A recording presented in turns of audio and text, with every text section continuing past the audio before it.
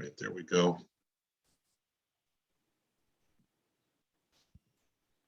Almost monthly meeting, usually of the Transportation and Land Use Committee, Infrastructure and Land Use Committee. We're very pleased to welcome Delegate Marc Korman today. But before we begin, before I hand it over to our co-chairs, I'm Ryan Levine, Vice President of Government Affairs for the Chamber. And as we do a tradition at all of our committee meetings, we're going to take a class photo before we get going. So if you're comfortable putting your camera on, do it now, and I'll do a 3, 2, 1. I'll take a picture of all of us on one. So 3, 2, 1. And I'll take another one. 3, 2, 1. Okay. Thank you, everyone. Like I said, before we get to Delegate Korman, I want to just make a quick advertisement also for our next committee meeting, which is Thursday. Delegate Korman, we have one of your colleagues joining us for a joint meeting of our Legislative Affairs Committee and our Economic Development Committee, and that's Delegate Lily Chi. We also have Council Vice President Evan Glass joining as well on Thursday. They're going to sort of tag team and take a look at sort of a local and state perspective on sort of what's around the bend or over the horizon for business climate and economic development issues. So we're very excited about that meeting. You guys know the deal with Zoom. So for Q&A, I think, I don't know, whatever you're most comfortable with, Delegate Korman, but I think the best way is we ask that you put your questions in the chat box while Delegate Korman is talking, or raise your virtual hand, and we'll get to it as you're called upon by our co-chairs. Well, Gigi, and I think I can do everyone here. To Delegate Korman, I'll just start on my screen. And he is the chair of the Infrastructure and Land Use Committee. Next to him is me. As I said, I'm Vice President of Government Affairs for the Montgomery County Chamber of Commerce. We have Charlie Scott from WMATA, who I know you know very well. And next to Charlie on my screen is one of our newer board members, Joe Ernstberger from AstraZeneca. And then, of course, I see Gigi Godwin, our President and CEO of the Chamber, John Steerhoff from Venable, who I also know you know very well. And then next to John, we have Bob Elliott from Land Team Development. Bob is co-chair of this Infrastructure and Land Use Committee. We have Lowell Yoder from M&T Bank. Lowell is the chairman of the board of directors. And we have Mel Tull from Lead Development Group. And next to Mel, we have one of I think our newest employee, Lisa Wilson. She is with the chamber. She is jack of all trades, including events and membership. And Nina Mangueri from Gilbane Building Company. And then we have Chuck Connor, who also know you know very well, from Venable. And we have one that says Rotary President. It doesn't narrow it down in our county. I don't know who that is. If you want to introduce yourself, please feel free to. And of course, we also have Jake Rautberger from Clark Construction. Oh, there it is. It's Stuart Barr from Lurch Early. And I believe that's everyone. Did I miss anyone? Yes, okay. Andy Bridge. Oh, and Andy Bridge from our board of directors from Eagle Bank is there as well. Without further ado, let me just hand it over to our co-chairs, Bob and Gus, to kick things off, introduce Delegate Korman, and get going with the meeting. Thank you. Thank you, Brian. Yeah, I'm Gus Bauman of Beveridge and Diamond. I got to meet Mark 8 or 9 years ago when he decided to run for the House of Delegates. Mark lives in Bethesda, in Legislative District 16. And importantly, Mark has been elected by his colleagues in the Montgomery County House Delegation to be their chair. So he has that responsibility. That used to mean in the old days that the chair was the person responsible at the meetings for providing the coffee. I have no idea how this works in the Zoom world, but that used to be the chief responsibility of the chair of the House delegation. That person had to get the coffee for their meetings.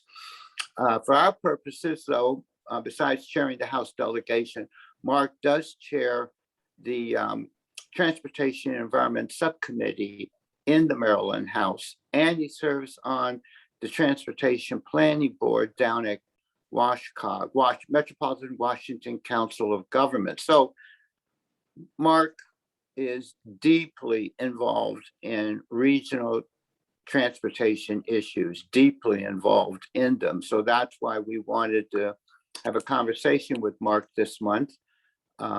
He's also been very involved in the state's Capital Beltway I-270 project.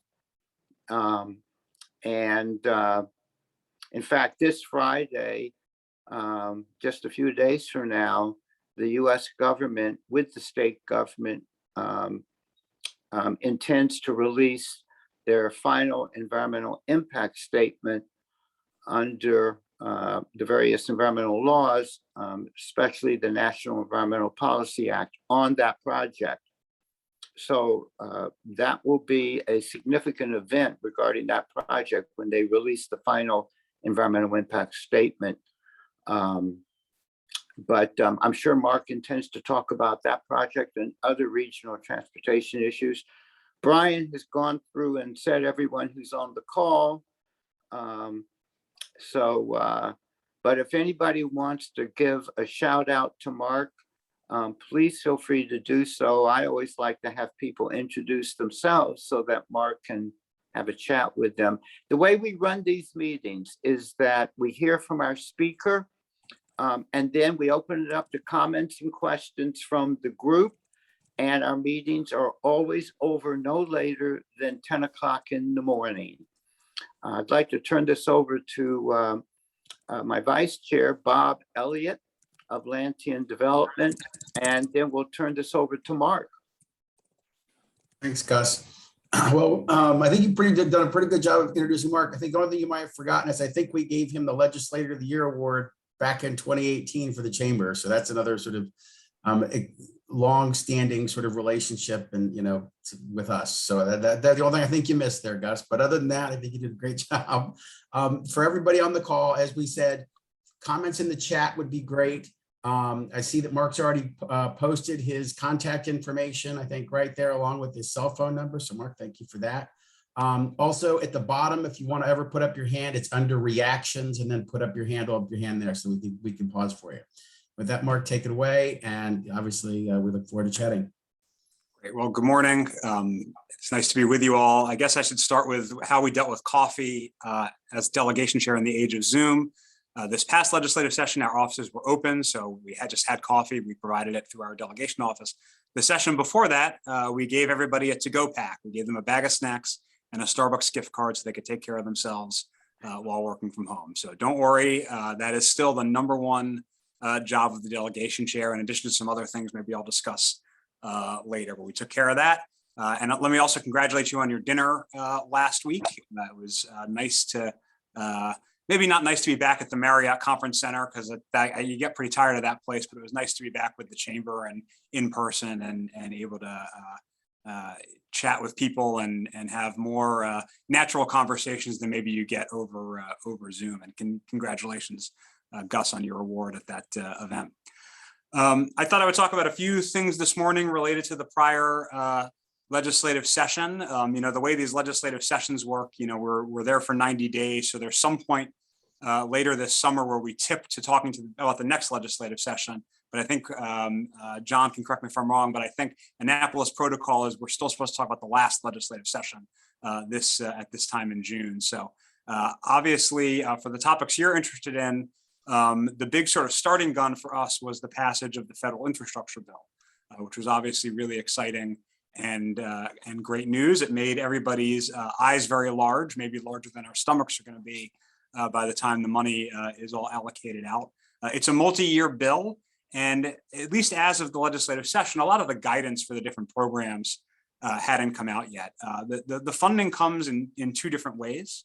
One are formula funds. These are existing programs and formulas that the state's always gotten some budgeted allocation of, and that budget allocation is going to increase for about 5 years at least, thanks to the infrastructure bill. And the other are the discretionary grants, which are all the exciting new ambitious programs that you can apply for, but you're not necessarily guaranteed to get funding for.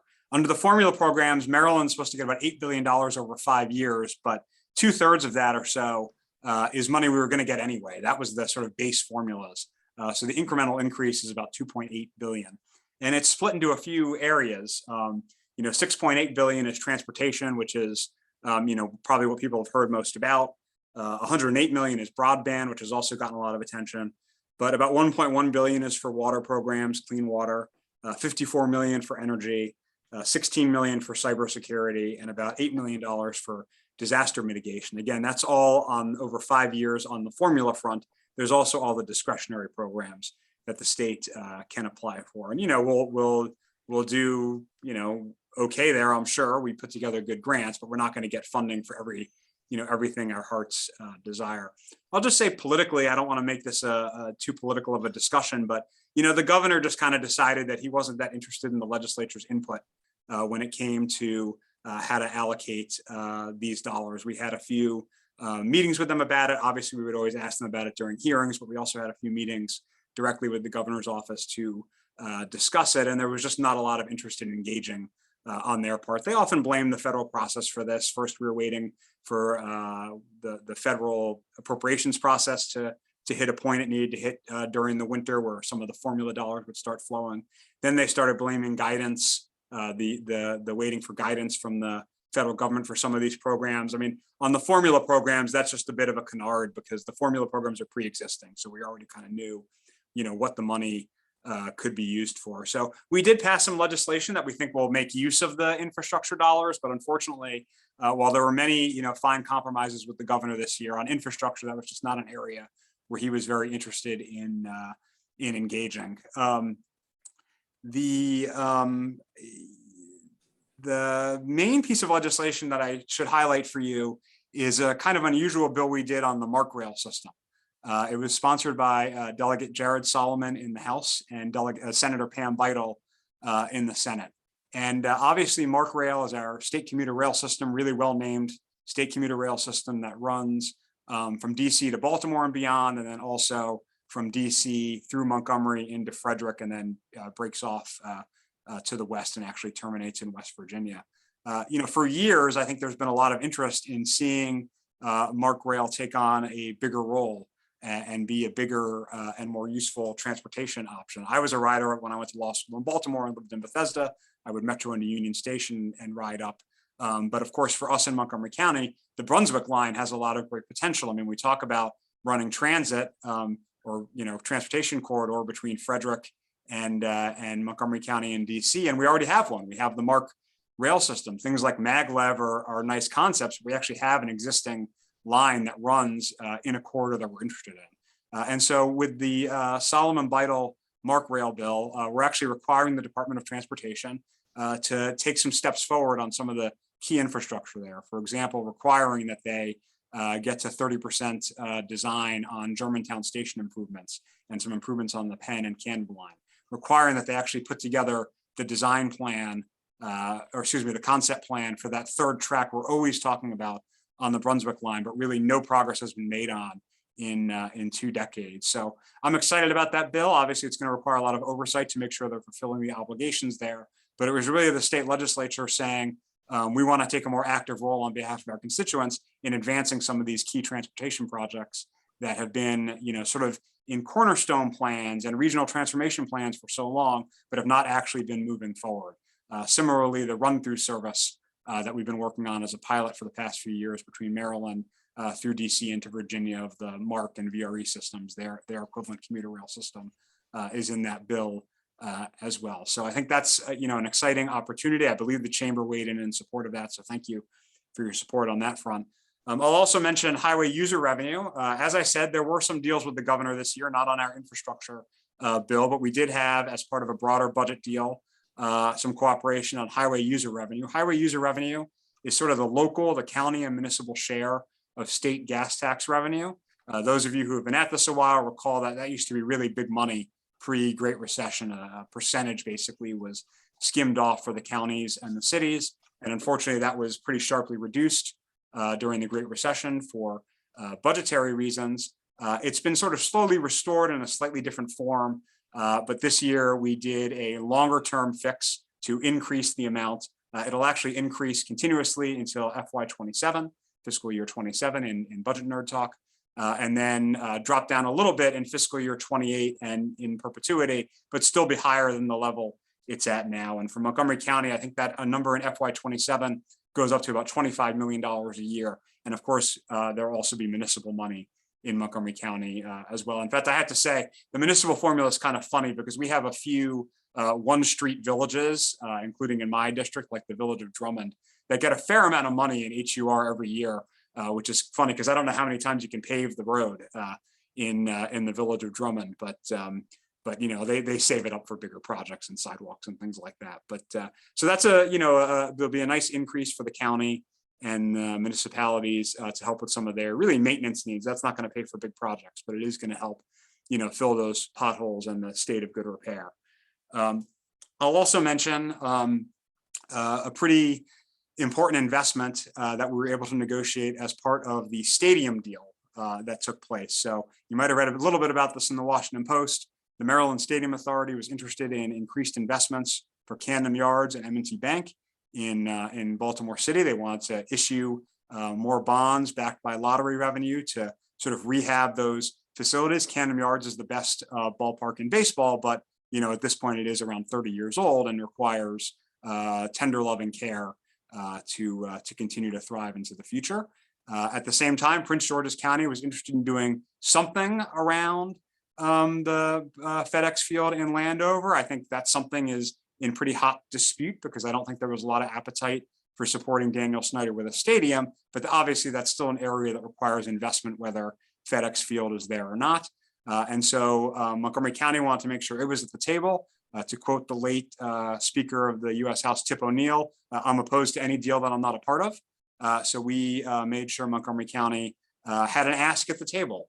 And we ensured through that process that as the bonds are issued for Baltimore City, which will be the money that starts to flow first, Montgomery County is essentially entitled to $27 million a year in transferred lottery fund revenues for bus rapid transit, which the county has identified as their top priority. Now, that doesn't foreclose other projects that the county wants to spend money on, but obviously money is fungible. So if they're getting $27 million in continuous funding over the life of these Baltimore bonds for bus rapid transit, that can free up other capital dollars for needs that they have.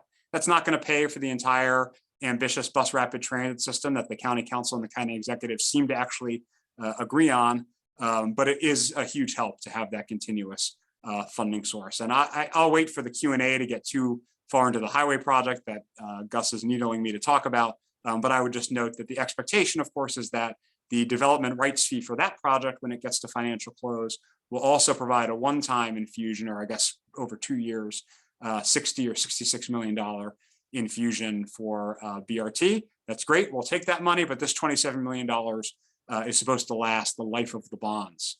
So about 20 or 25 years, the life of the Stadium Authority bonds. So that's a really exciting and frankly unheralded and not well publicized victory that we had. And I'll just say for this group, because I've known a lot of you for a while, I often hear how Montgomery County doesn't get their elbows out and cut the deal and get what we need, and all the other delegations hang together and get so much more than us. And well, I think that's always been overstated, and I can point to other examples where I think we've done a great job as a delegation of getting things that we need for the county. This is obviously, in my mind, a sterling example of us doing exactly what so many people in Zoom chats and conference rooms like yours have told me for years Montgomery County hasn't done. So happy to talk more about that in the chat. Since I see Charlie looking at me, I have to talk a little bit about the metro system, because I've spent a lot of time focusing on the metro system over my tenure. Frankly, it's a big part of the reason I ran for the legislature.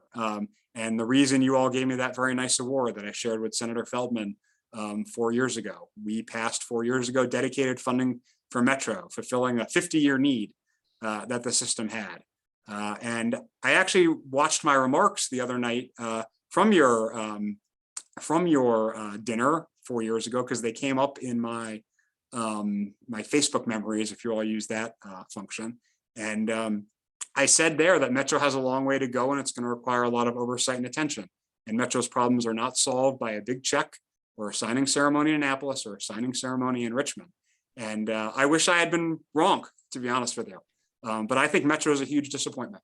And I say that as a guy who's still a regular rider. I ride it only 2 days a week now because of our change in work habits, not 5 days a week outside the legislative session. But Metro, in my mind, is failing. And Metro has not turned a corner. And I can point to many examples, the 7000 series rail cars, where these cars are, the new cars, the shiny new objects that I remember riding home in after that chamber dinner are all out of service right now. They have a plan to get 64 of those cars back into service, but that will still leave, I believe, hundreds, although Charlie can correct me if I'm wrong, out of service for we don't know how long. Metro failed the basic task of recertifying its rail operators, a problem that predates COVID. Despite some of the statements made by Metro's PR people, the problem of not recertifying their rail operators began before COVID. And perhaps the one that's gotten the least attention, but I think is most concerning to me personally, is Metro's continued failure to safely re-energize the third rail after overnight work sessions. And look, Charlie, you can give the rebuttal in the Q&A, but we had an oversight hearing that I would recommend all of you to watch on 2.5 speed. Of course, you don't want to watch this for 2 hours, where we tried to get at some of these issues with Metro's chair and Metro's acting general manager and Metro's chief safety officer. And I found that their defense of what's going on kind of, inconceivable. I mean, the suggestion was that Metro's turned a corner. And I think I said at that hearing that if Metro's turned a corner, we've hit a wall. And I absolutely mean that. Now, there are silver linings. Ridership is higher than they expected in their projections, which is great. There are less track fires. I mean, you can look at the data on track fires, which was one of the big problems we had before dedicated funding. So that's good. But the problems are, far too glaring for us to, celebrate Metro as having turned some kind of corner. And it's very difficult. And I probably made a mistake running on this issue 8 years ago, because of course, Maryland doesn't directly control Metro. It's not the Maryland Transit Administration. It's the subject of a very complicated 3-state and 1 federal government compact where there's no direct accountability. And so we've created all these kind of jury-rigged approaches to accountability. We have a very powerful inspector general. We have a very powerful safety commission. We have maybe a not so powerful board made up of all the jurisdiction members, but we don't have any direct line of accountability. There is no governor or even president who can drag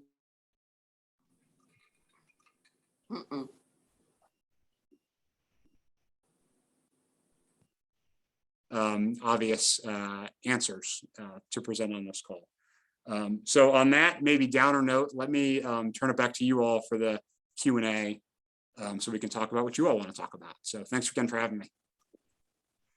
Thank you, Mark. We always appreciate your candor, always. So comments, questions from the group for Mark regarding what he talked about, or candidly, anything else that's on your mind that you want to raise with Mark? He's deeply involved in all the issues, obviously, especially chairing the House delegation for Montgomery County to Annapolis.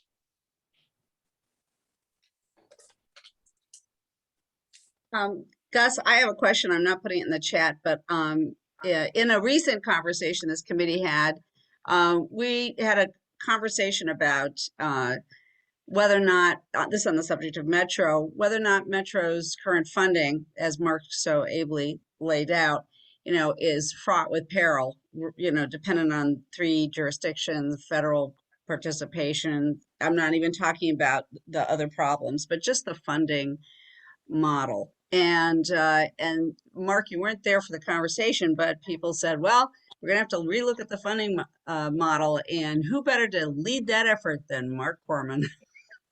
You weren't in the room, your ears should have been tingling. You weren't on the call. But there is a fundamental question, and when you look at other countries or other places, how they rely on funding for their metro systems is different, you know, anyway. But I wondered if you could speak to an appetite for looking at something that fundamental. Yeah, let me talk a little about the funding, but let me just repeat, it's a good question and it needs to be talked about. But the problems I articulated with the Metro are not monetary driven. You know, we're not, you know, there's not a funding shortage causing Metro to not properly operate its new power desk, and then even after failing to operate it correctly, still asking the Metro Rail Safety Commission to close out the corrective action plan for the prior failures of not operating third rail power reactivation correctly. That's not a funding problem. Metro does have some funding problems, at least two, to say nothing of the sort of broader issue that Gigi raised. One is, but even though ridership is higher than they expected, it's obviously much lower than they expected pre-COVID. You know, Charlie can give the numbers, but I'm guessing rail ridership is like 30% of what it was pre-COVID, something in that area. Bus is higher, but bus is less revenue generating. As federal dollars from COVID dry up, that is going to be a huge bit of pressure on the operating budget, and they are going to need some short-term help as we're waiting for ridership and the fares with ridership to increase to try to get Metro over that hump. The alternative to that is to cut back on things, but that just furthers the problem. You know, right now, red line trains are, I believe, 10 minutes apart. And I'll say when I get on in the morning during rush hour, the trains are crowded. Right. And I was on a train in the middle of the afternoon, I think a Thursday a few weeks ago, so not a rush hour time. And I was pleasantly surprised to see how many people were on the train. So ridership, you know, is filling a lot of the service that's there. So I don't think we want to cut that back, right? We need to fund at least the service we have, if not get back to a higher level, which they, you know, were doing just before the 7,000 series rail cars were taken offline. So there's that short-term sort of operating budget challenge. There's also an issue with the dedicated funding that we tried to at least begin to get ahead of this year, although it unfortunately in Maryland fell apart and couldn't get off the ground in Virginia, which is that the dedicated funding source doesn't grow. It's a fixed amount. That was what the general manager at the time asked for. And so that's what we gave him. I think that's not what we should have been asking for. We should have been having it grow from the start, but making that grow, you know, at least with, you know, some kind of inflationary factor, not necessarily the level of inflation we're seeing right now, but some kind of inflationary factor is needed so that the system can continue to bond off of that money and invest in all that important capital that has, as I said, done things like reduce the amount of track fires that will pay for the 8,000 series rail cars and so forth. So, you know, there's definitely needs on both those sides. In terms of the model, I mean, yeah, look, if you go to Asia, they have a great way of paying for transit, which is the transit agencies or companies own the land around the stations, and that land is 100-story buildings. We're not going to do that in Montgomery County. They're not even going to do that in Northern Virginia. And obviously the old Washington Monument thing prevents them from doing that in DC. So even if we did a better job of using Metro's real estate, which I know they released a plan a few months ago to try to do, it's not going to bring in the level of revenue that those Asian systems get, even if we did more of a direct value capture than sort of the indirect approach we have now. There's also discussion of things like a regional sales tax that come up all the time. I think that would be a very difficult sell and difficult to accomplish. 4 years ago, when we did dedicated funding, we looked at that approach for the Maryland side of it, because every jurisdiction basically agreed we're going to meet a certain funding target, but we're not necessarily going to agree on how to do the funding. So if Virginia wants to do its state and local combination, great. If DC wants to do a percentage of their sales tax, great. Maryland, you can do your own thing. And we looked at, could a regional sales tax in Maryland to fund Metro get off the ground? And, I didn't even talk to the Chamber of Commerce about this. I talked to liberal transit-loving Democratic legislators about this, and the appetite wasn't there, to say nothing of bringing, broader communities on board. So I think that's a tough sell. And it would also be, I think, additive. It would not be a replacement for the existing funding that Metro needs. So there's a lot more that could be talked about with funding, and it's certainly an interesting topic. But I think Metro needs to show that it can be responsible with its existing budget. And I, for one, do not feel that they are showing that. Let me just add that that the idea of a regional sales tax, the plus of that was always that we have 20 million visitors coming to DC annually. And the big advantage of a regional sales tax is we would be getting a lot of money from those 20 million people who come to DC and spend money on everything that they spend money on, because a regional sales tax would be tapping in to them, not just the taxpayers in the Washington region. And so from a purely rational point of view, a regional sales tax makes enormous sense.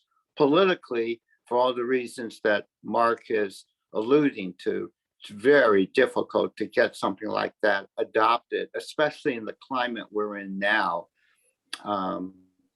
But 10 years ago, it was seriously discussed and studied and analyzed, and it was viewed as the best approach, largely because we'd be getting so much money from all those people who don't pay taxes and live right here in the Washington area.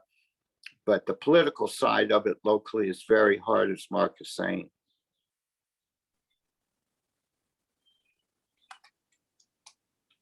So Mark, I don't see any hands up. I could be missing something. So what's going to happen with the Beltway 270 project? Well, I mean, as you laid out nicely, I think they're expecting the final environmental impact statement this week. I believe this is more your world than mine, but I believe then they have a 30-day waiting period before the federal record of decision can come out. Although I know, from my own day job, that sometimes that can stretch out a little bit longer. But once that is complete, I expect that Governor Hogan is going to do everything possible to award the first sort of section agreement at the Board of Public Works. They are supposed to do a value for money analysis at that time to ensure that the public-private partnership model is the best value for the region. But I think, to me, it's pretty obvious what the Department of Transportation, that's been championing the public-private partnership model for 7 years, is going to conclude, which is that it's the best model. And I think if you take all their assumptions as true, there's some sense to that. I don't personally take all their assumptions as true. The biggest one I question is whether or not it's going to require any taxpayer subsidy. Most of these roadway P3s around the country, including the original Virginia Beltway P3 expansion, have required a direct infusion of state or local tax dollars. Now with this one, the way it's structured, we're not going to know that till much later. Basically, I think what's going to happen is sometime in the future, the P3 partner is going to come back and say, oh, this is why we need more resources or why we can't meet certain obligations. But in the short term, I expect that, Governor Hogan, given the timing of the final environmental impact statement, assuming litigation doesn't stop it, will get the first section approved by the Board of Public Works. That will lead to financial close. And then importantly for Montgomery County, maybe we'll get some of that money that we were promised for the development rights fee. And then, the project will begin. And we'll see a few years from now how it hasn't solved very much. But we'll just have to cross that river when we come to it. And of course, litigation, as I said, could upend, any of that, which I have no, direct insight into. It's just usually with projects like these, there's litigation of some kind. Obviously, the Purple Line, that had the unusual action of not just having litigation, but also an injunction by a federal district judge, which he got slapped down for pretty hard on appeal. So I'd be curious to see if any other federal district judge in the region will want to try that again. But that, that's what caused the direct delay of the Purple Line. It wasn't necessarily the litigation itself, but it was the injunction, the pause that went with the litigation. And so, there could be litigation that doesn't actually hold up the project this time. That litigation can run parallel to the project, which honestly is how the procurement litigation has gone. If you followed this at all, one of the bidders on the public-private partnership has challenged the procurement process, including noting that the winning bidder had sort of used unrealistic numbers, as I'm kind of echoing. But that litigation, even though they were actually successful on part of their claims, has not actually paused the project. The project is continuing in parallel with the litigation. Let me just mention two other types of infrastructure that I think are important things the legislature did this past year. One very specific to Montgomery County on school construction, which has been a huge issue for the county, for decades, but certainly since I've been in the legislature and the term before. We've had some great success over the past few years. About 7 or 8 years ago, we passed an enrollment growth program, an add-on program for districts with high rates of growth. I know the chamber was very supportive of that effort. More recently, and we've continued to sort of increase the funding for that. More recently, we passed something called the Built to Learn Act, which allows the state to use some of that casino revenue to bond more money for school construction, with a huge increase coming to Montgomery County. This past year, we did a less exciting bill, but one that was really important, which makes it easier for Montgomery County to meet its match. The way the state school construction program works is it's a matching program. And in the case of Montgomery County, it's a 50-50 match. And so we passed a bill this year to make some reforms so that we're actually getting to that 50-50 number, because what has been happening is that almost 85% of a project, or 75% of a project rather, is actually being paid for by Montgomery County, not 50% of the project. And that was because of things that were viewed as ineligible costs by the state, or certain things the state did when measuring enrollment to decide whether or not a project was worthwhile. So we made some changes there that are going to allow Montgomery County's current dollars to stretch further and really tap into a lot of that money that we've sort of gotten for the county over the past few years with those previous bills you all have supported. So another sort of unheralded, but I think important bill for the county. And another one that was really the brainchild of Delegate Eric Lukey, who's the House Majority Leader and represents Montgomery County, is a huge investment in our state parks, which have been a real blessing for people during COVID, when people have been looking for more outside activity. But they'd been mostly neglected prior to that for several decades. And so we have beefed up a large investment using some of that surplus that you've read about to reinvest in our parks and expand opportunities to access the state parks. Of course, we're really lucky in Montgomery County to have so many terrific county parks, and we don't think about the state parks the same way. And of course, down in my district, we have the C&O Canal National Historical Park, which is where a lot of us do our recreation, but really exciting to see the state parks get some attention and investment as well. Maybe not the kind of infrastructure usually spoken about on these calls, but important infrastructure for our state and county nonetheless. Let's see, we have. Yeah, on the Leggett building, which is a math and science building at the Tacoma Park campus of Montgomery College. This is actually, again, to be too candid, as Gus was kind of saying when he thanked me for my comments, this was an example actually of where inflation has been a real factor. The money that was in the budget was inadequate because of the bid levels they were getting on that project. And so with Delegate Solomon, Delegate Resnick, Senator Zucker, and many others, we were able to actually add some additional money for the Leggett building to make sure it can actually be completed, because bids are coming in much higher than people projected a few years ago, and that obviously has an impact on our ability to accomplish these projects.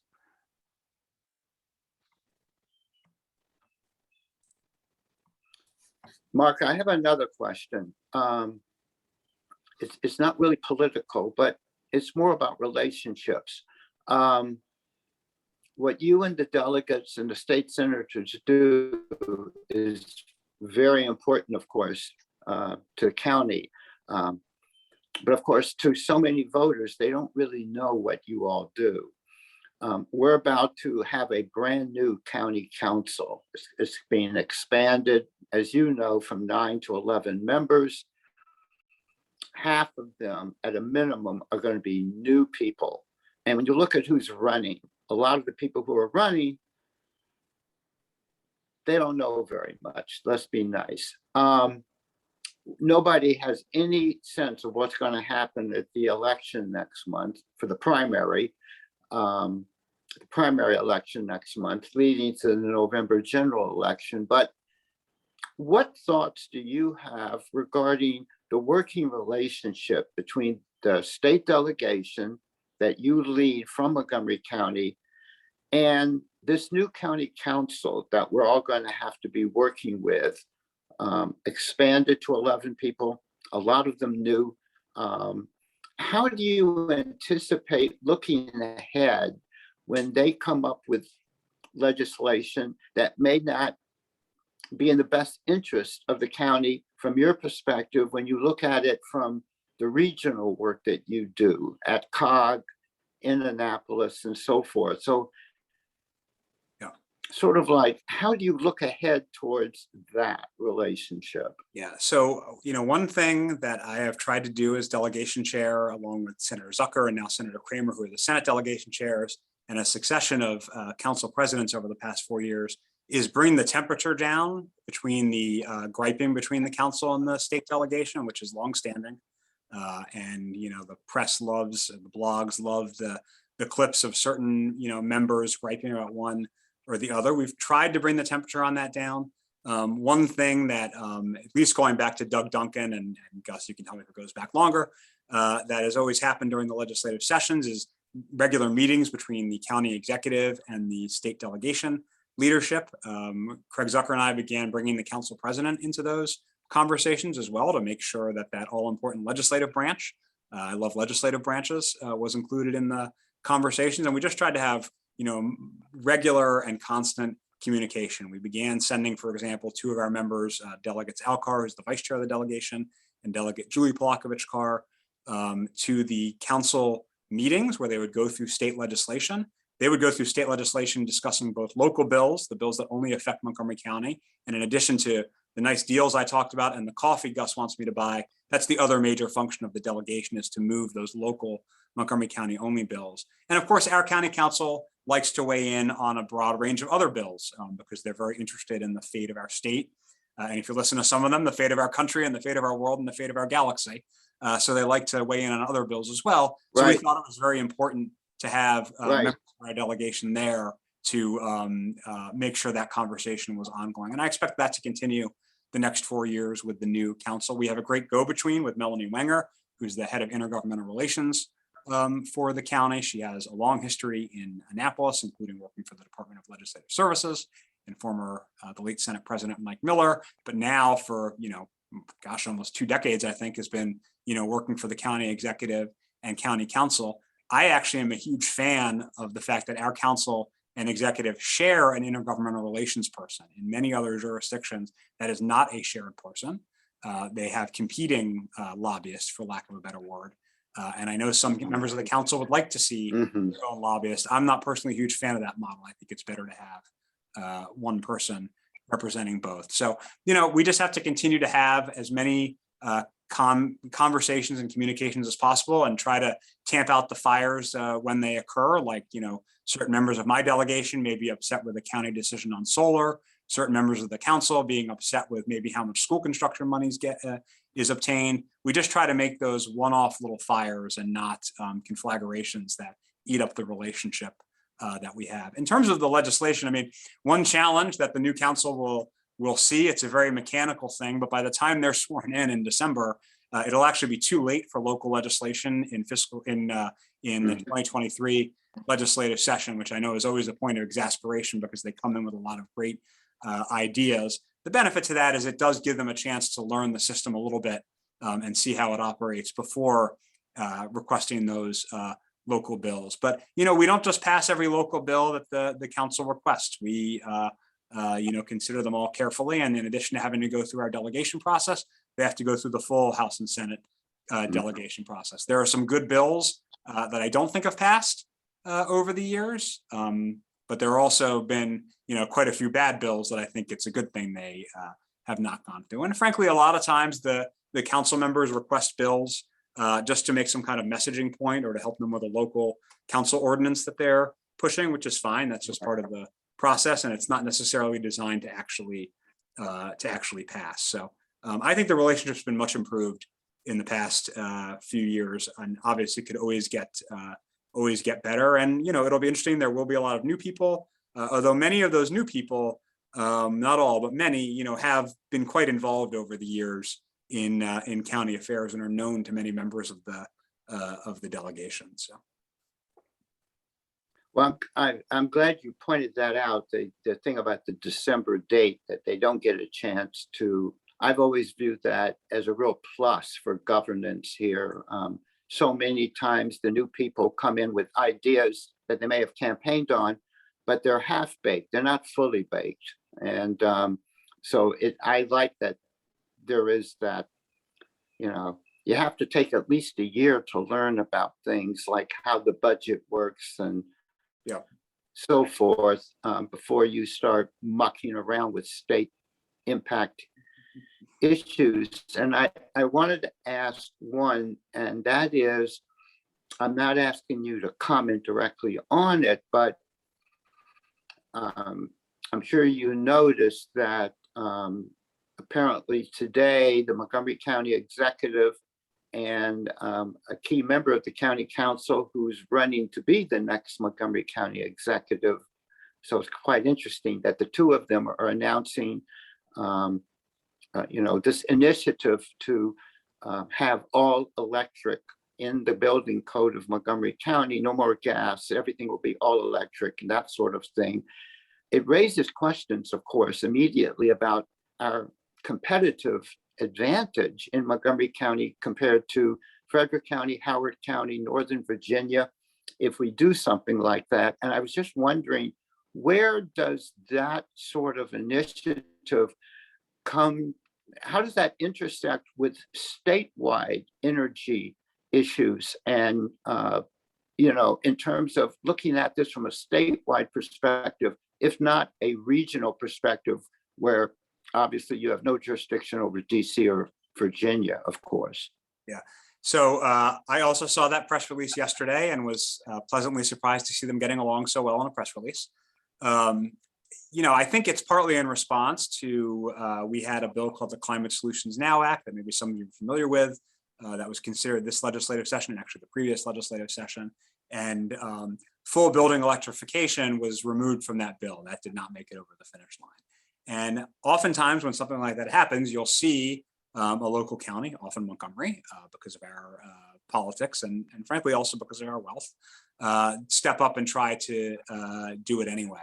In general, I think a lot of these things, it's preferable to have statewide or regional, if not national, approaches. But it can also be hard to sit back and wait for that. So the minimum wage is a great example. And I know that can be a sensitive issue with this crowd. But it can be very difficult if you're a progressive member of the county council to have to wait for the chair of the Economic Matters Committee from some other jurisdiction to decide that they're ready for a $10.10 minimum wage or a $15 minimum wage or whatever it is, when you could just walk around and convince 4 other, soon to be 7 other, I guess, or 6 other members of your progressive county council to support the same. So there's a real tension there. I recognize that tension. And certainly if I was Lord of the universe, I would want more of these things done, really on a regional basis, not even just a statewide basis, because though Howard County is doing great, they're less of our direct competitor than Northern Virginia and DC, obviously, at least obvious to me. Maybe you all disagree. But it can be hard to sit back and wait on progress when, when you're in elected office and elected to do things, frankly. And I'll just tell you, even though this is a very well-informed crowd, if I go door to door and someone says, why aren't you guys doing more about climate change? They're not going to want to hear me say, well, because Northern Virginia is not doing enough about climate change, right? So Right. Right. I hate to be so political, but that's a political. No. Yeah.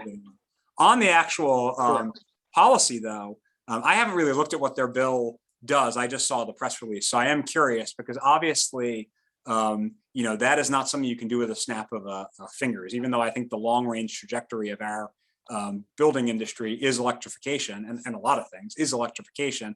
Obviously, you can't just do that with the snap of a finger. So I am sort of curious to see their glide slope to getting there and what they anticipate. And of course, how you deal with the potential impacts on costs, particularly while we're talking about the housing issues in the county and the desire to build more affordable housing, and maybe other mandates we plan to put on buildings, like ensuring clean air in buildings, something that's gotten renewed focus with COVID. So definitely a lot to unpack there. Thank you. I want to, I've been fairly quiet on this. I want to jump in and, I think, Gus, you started to say that would this be an advantage for us? I think we need to look at this as categorically a disadvantage for the building industry. I applaud the leadership. The challenge we have again, in the region is that we constantly put ourselves forward to the disadvantage. I mean, you want to wipe out the commercial sector in Montgomery County? That's what this bill will absolutely decimate. You will have, I see Mel chuckling over, I mean, I don't think there's a fundamental understanding of how important, at least at the very basics, natural gas is. It's not the same. I mean, it is just, it doesn't work on a fundamental level. We cannot compete. The systems are not there. The bill, it is a backwards extraction of value for the entire building sector in a level that is, and I get the fact that Northern, if you say you're competing against Northern Virginia, that's one thing.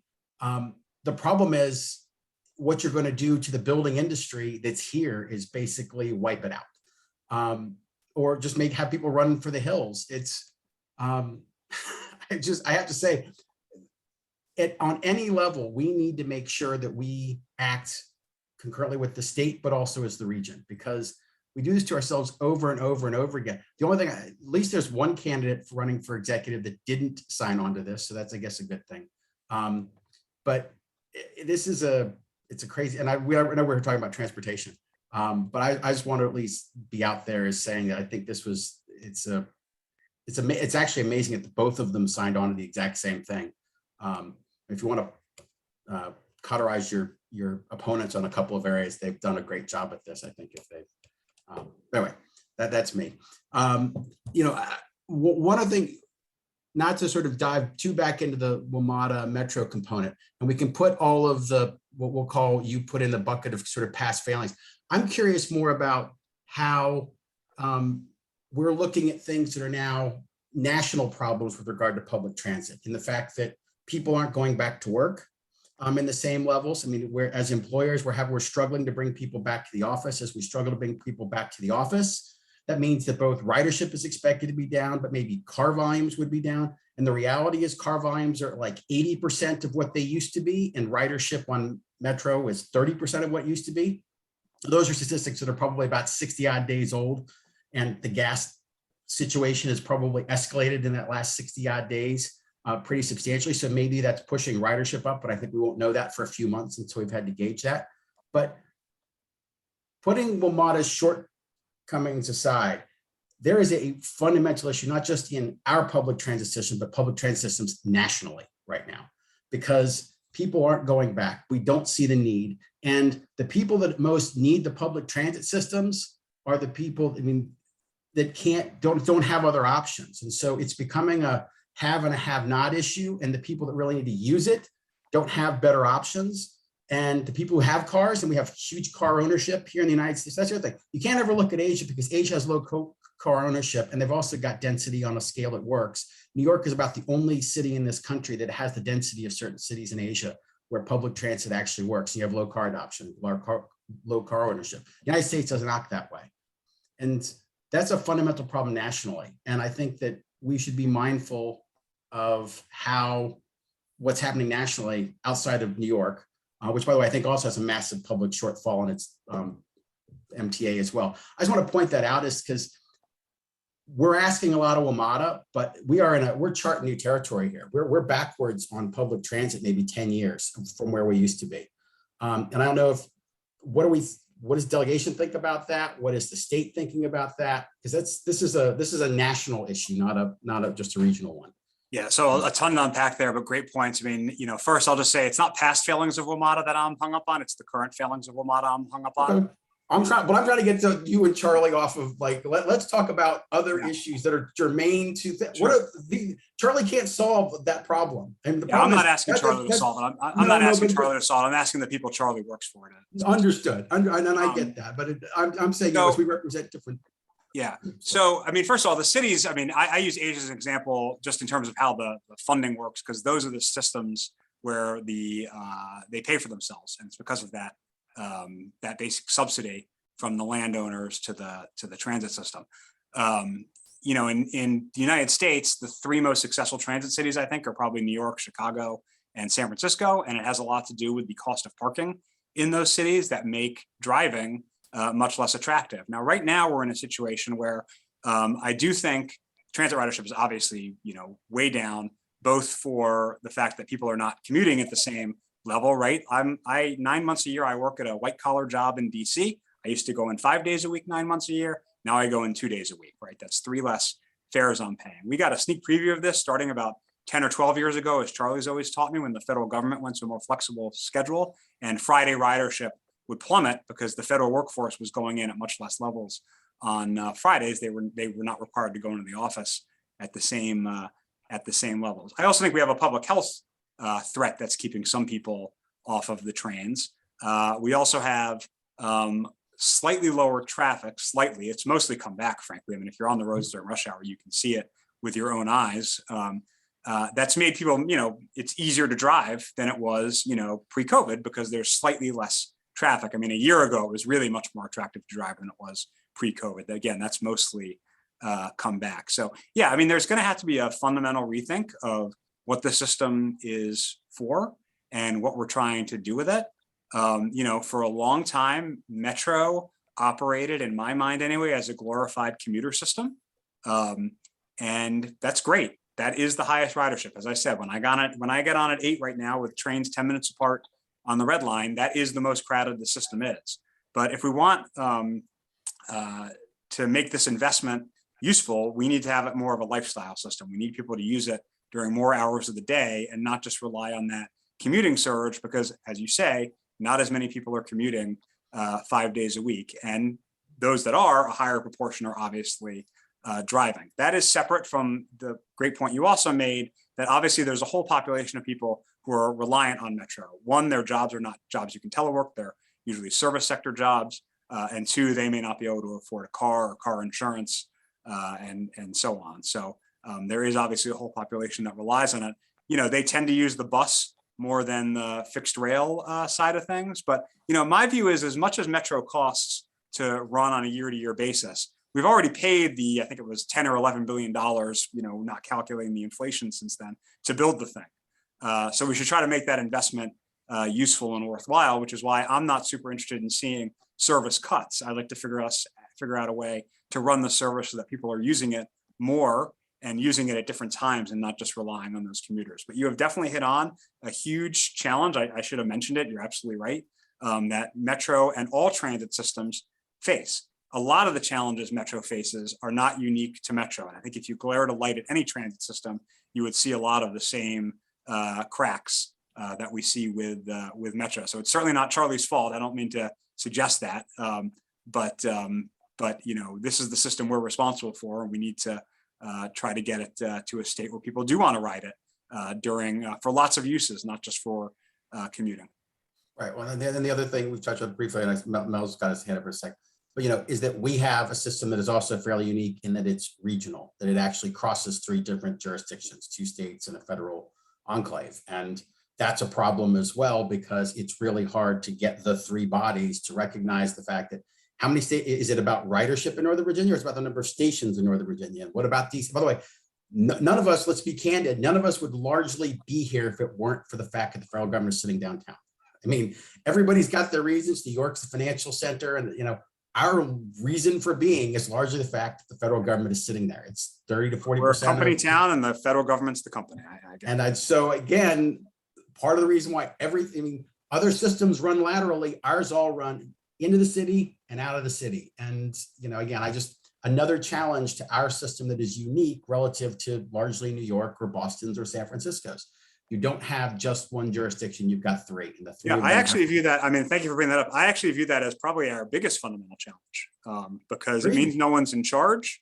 It means you have to get agreement among a huge group of stakeholders. It's not even just those 3 jurisdictions you named, because in Virginia, the local governments have a share of the funding and governance of WMATA, unlike in Maryland, where even though it's all the same taxpayers, bureaucratically, all the money flows from the state coffers, and the board members who have votes are appointed by the state.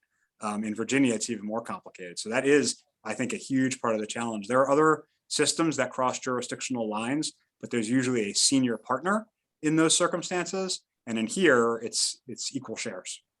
Yeah, but I think it speaks to, and we'll get to Mel in a second, is that the federal government has an obligation here to step in and fix it, because again, this system largely supports their system. Without it, without the 30–40% of their movement and their people, and GSA recognizing it, their people have to be coming in to do this and what have you, there is no Northern Virginia, there is no Maryland. It doesn't fundamentally work, because if we can't get there, which is where all these lines run, there's nothing.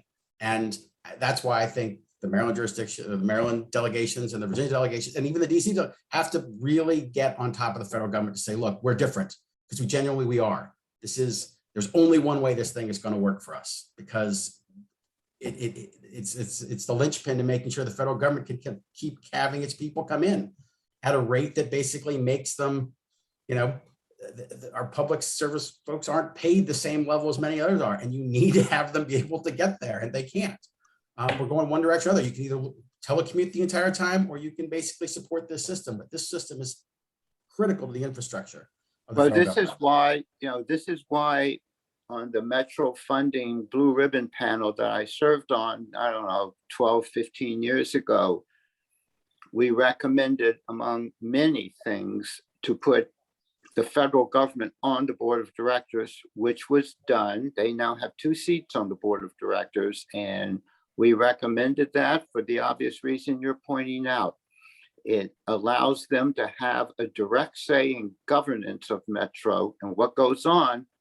And it also gives them another reason why they need to keep helping fund Metro along with the 3 jurisdictions. And as you're pointing out, it's 4 jurisdictions that pay for Metro, and all of them now, which is important, sit on the board of directors. The problem, as Mark has pointed out so well, for those who have studied the governance system of Metro compared to other, and the only other regional transportation system in the United States, somewhat equivalent to what we're stuck with, is New York.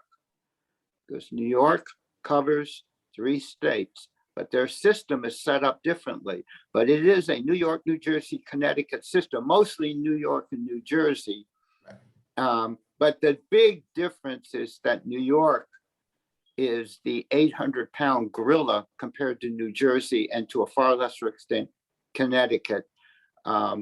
Therefore, there is no other system quite like what we're stuck with 4 major governments involved, which are ruled by different executives and legislatures. So it makes it very hard. I know Mel has been wanting to speak. Mel Toll of Lee Development Group.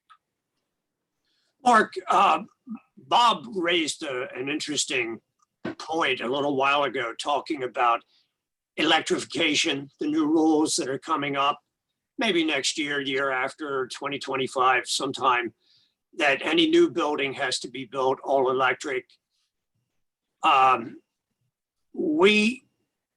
That's going to be tricky enough in itself, but there's the problem of, can we get the electricity to run these things? And that's when it really gets to be an interesting situation. If we can't get the electricity here, that's going to affect Metro and the subway, and we get right back to this other issue. But what worries me in the process is that there are people who say, not in my backyard. They don't want that transmission line. They don't want that field of solar panels or the generator towers with the windmills on it. They don't want that where they can see it, and they can go to court and stop it, delay it so long that we're not going to get the electricity here to feed the buildings that we've just built. That should start worrying somebody, because when we have problems with buildings shutting down, the whole system is going to be overloaded. And that could be only a few years away.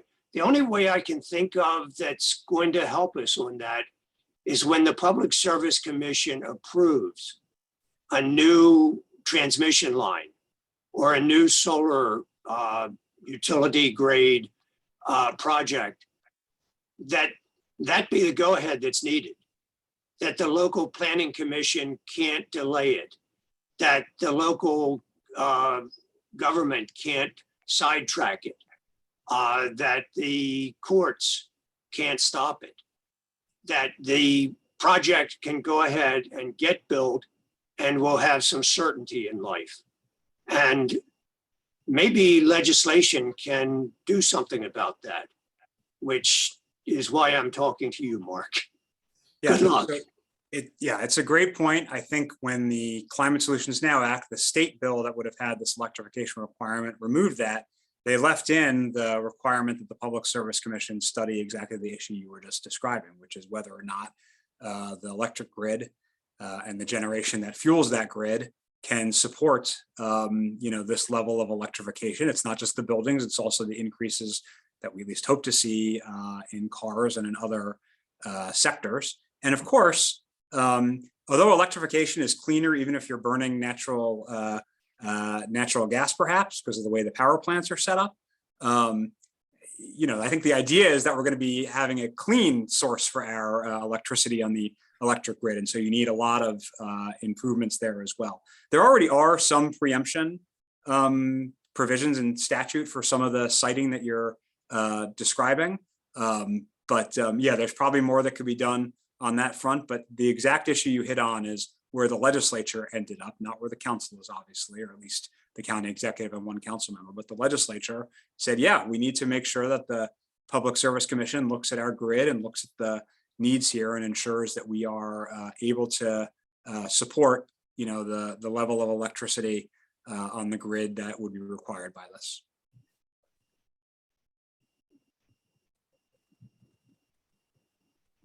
Go through a I think comment it looks there like from- Charlie is ready with his rebuttal. No rebuttal, Mark.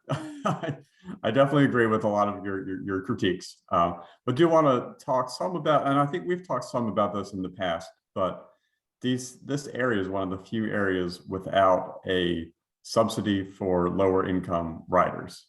So I want to get your thoughts on the plausibility of doing anything on that front. I know at some level in Annapolis, anything we do for the DC area, we need to do comparable for the Baltimore area, and what you think might be feasible on that regard. It's possible. I mean, frankly, right now, if we were going to be investing more in WMATA, I think you probably need a straight operating subsidy increase and not one that maybe is sort of indirect in that fashion. But yeah, I mean, I think in general, obviously, Annapolis, maybe not compared to the county council, but compared to most political bodies, is a very progressive body. And I think there'd be a lot of interest in supporting lower income users. I know other systems, have figured out ways to do programs. And of course, in Montgomery County, I think it's not income limited, but they do subsidize the Metro bus for those transfers. Do I have that right, Charlie? Well, that's good for everyone. Yeah, that's not income limited. But so right. we have seen examples of, that kind of subsidy of users, at least at the local. Mm-hmm. So I think there could be some interest in it. I also think, as I said, right now, I think maybe the priority is making sure that you have a functioning budget for the next few years as well. But I think, things like that might help encourage ridership are great, and support lower income workers are great. So I'd be interested, sure. Great, thanks.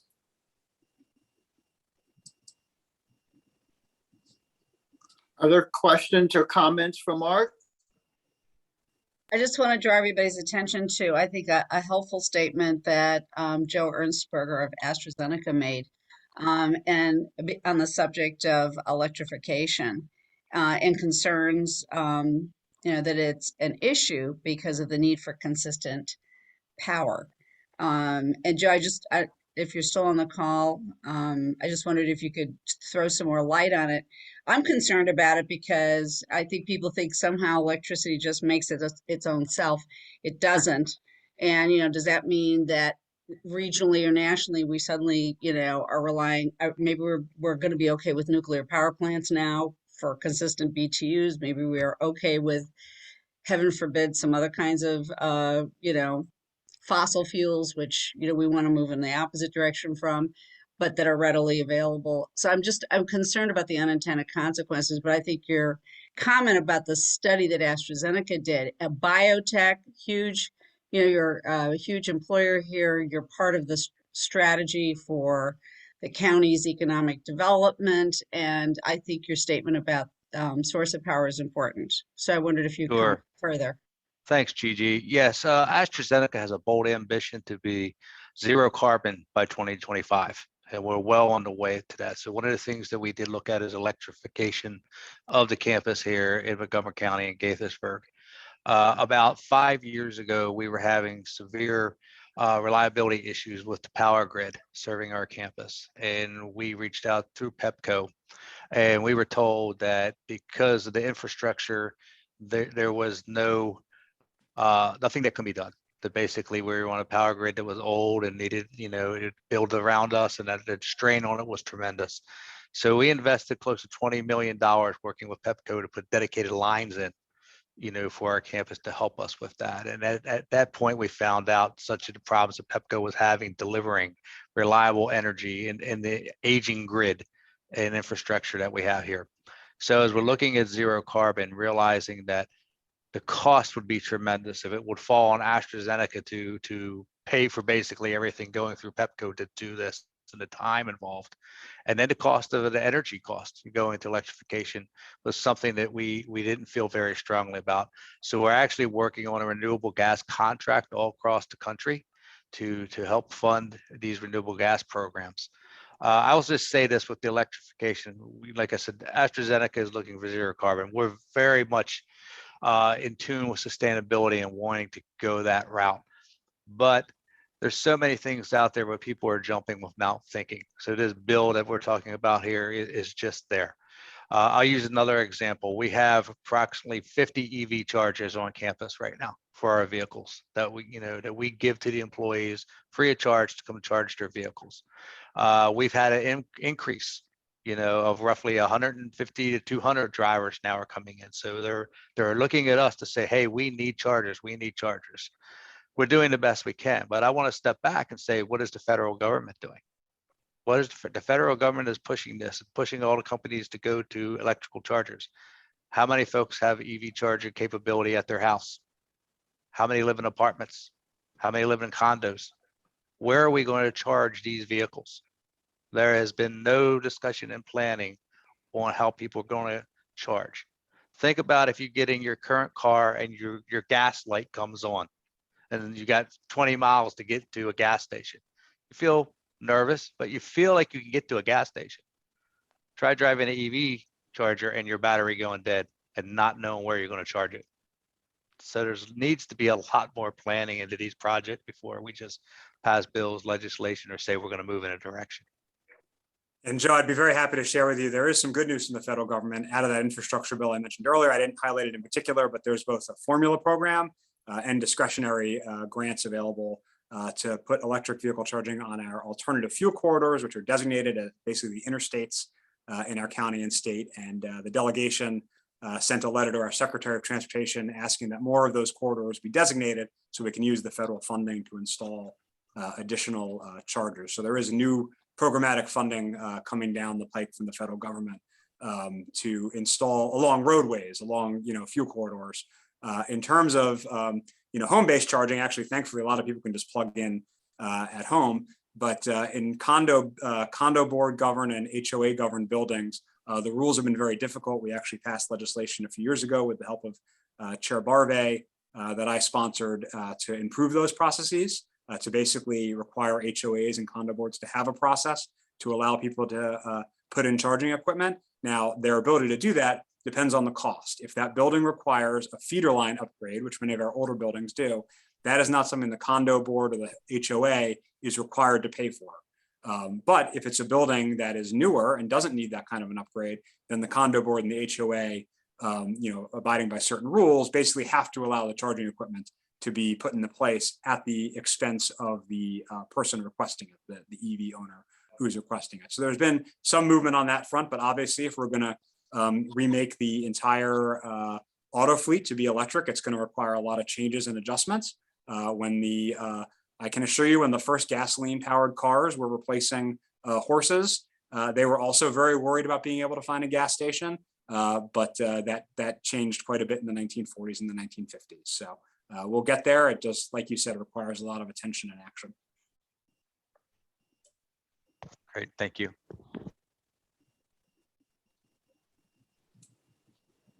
Other comments or questions from the group? So I'll just answer. Well, that's been very helpful. Let me just answer Ellen's question really quick. She asked about why there wasn't preemption on the building electrification. I actually don't know the answer. There was preemption on clean energy standards for buildings. So I'm not entirely sure whether or not the electrification language would be under that or not. As I said, I saw the press release yesterday of the county executive and the county council member announcing this bill, but I actually really know nothing about it. I'll have to look it up after this call. So I don't know. It could be the case that it actually is preempted because the county council also passed clean building standards the other week that, the expectation is that those are also preempted. So I don't know the answer, but happy to look into it further for you.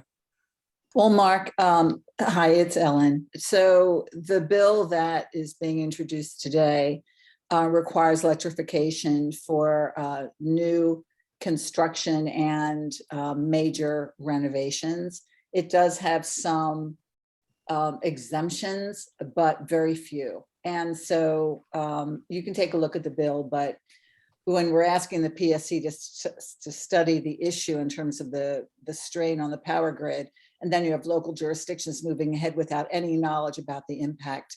This is why preemption is such an important ingredient, if you will, in legislation, just for this reason.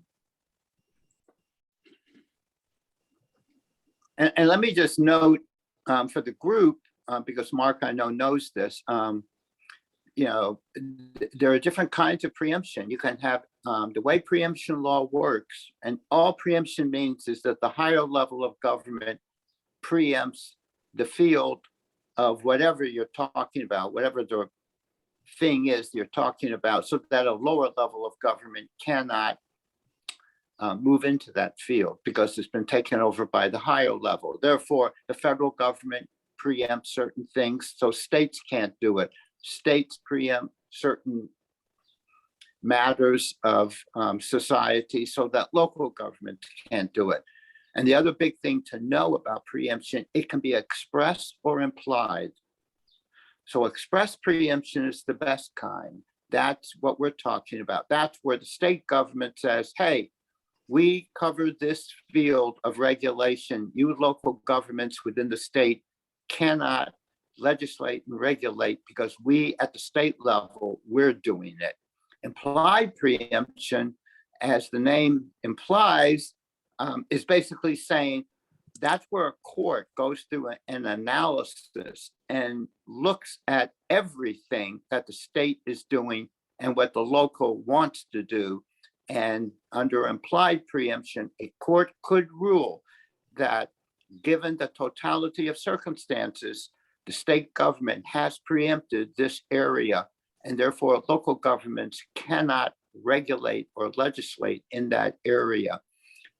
Obviously, that is a risky legal approach. The best approach that Ellen is pointing to and that Mark is talking about is where the state expressly preempts, literally says to the locals, we're covering this area, you can't. Didn't mean to give a little tutorial on preemption law, but it's something that we all need to be aware of because it's going to play out on anything dealing with energy going forward, where the feds preempt so the states can't do something, and but at the same token, where the state governments preempt so their local governments can't do it, whatever it is.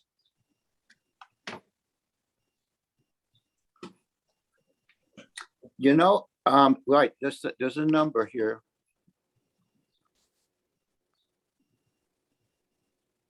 Oh, okay.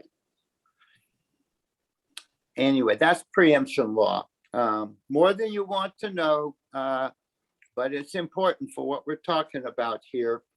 And it covers all kinds of things that everyone's aware of. The classic example is tobacco, the regulation of tobacco, the regulation of guns, the regulation of liquor.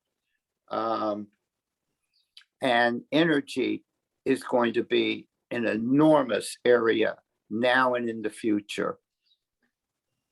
Again, we're going to deal with a lot of half-baked ideas, not fully baked, as Ellen is alluding to.